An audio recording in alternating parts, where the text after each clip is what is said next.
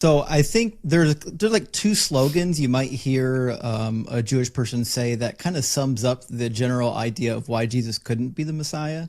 They'll say something like "No peace, no Messiah," or they'll say "No king, no Messiah," and it taps into this deep root of Messiahism in the Old Testament.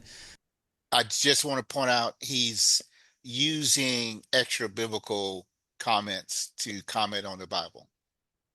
What you Or talking the about? So script. what he just said? What he just said, coming from Jews, Right. Right. non-biblical. Yeah. Right. That's a good Rather point. that are suggesting like these are the hallmark signs. But if you're a Christian and you grew up reading the New Testament, and you're not familiar with the Hebrew Bible, you might ask yourself, well, like why are the Jewish people so steadfast that these need to be requirements?